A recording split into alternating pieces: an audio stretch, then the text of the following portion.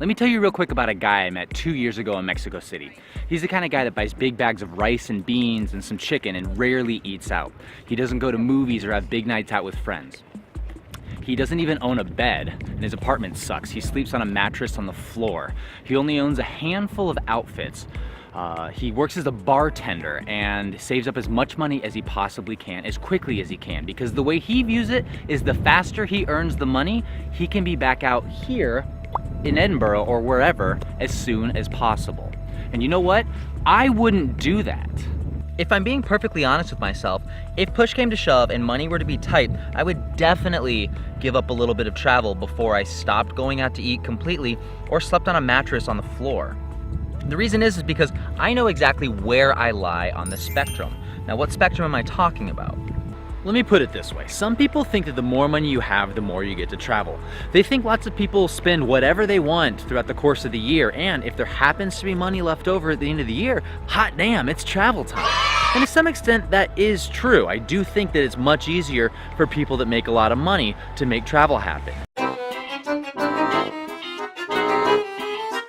But I would also have to argue that most people that come up to me and say, Brad, I don't have the money to make travel happen, are there because they haven't prioritized it.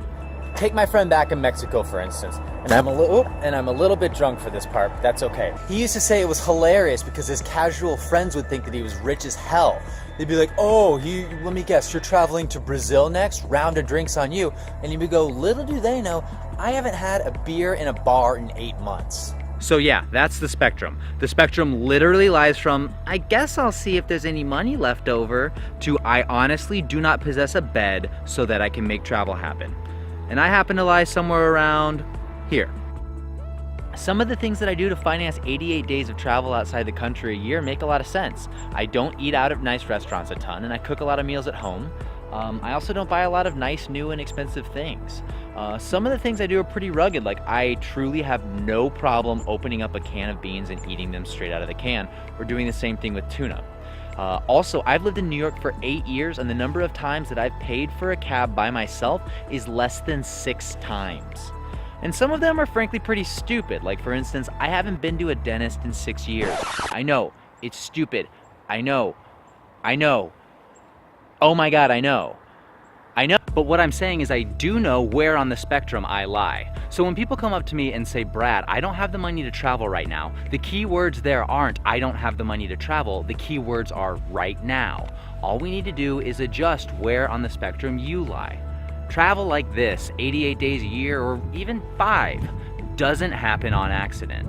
I mean, yeah, at this point in my life, I probably wouldn't sleep without a bed frame. I'm a 31-year-old man. But if it came down to not traveling anymore or cutting back entirely on Starbucks or not taking cabs very often, yeah, I would do those things. And you should decide what you do too. And then do it. That's all I'm trying to say. Now, I'm gonna go take a nap in the Bonnie Heather. Is this Bonnie Heather?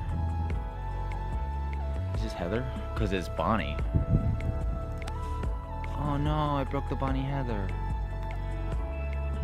That's on me. That's on me. When the bonny heather is blooming, I'll return any lorry to you. I'll be thinking of you always, my lassie, for I know that your heart is true.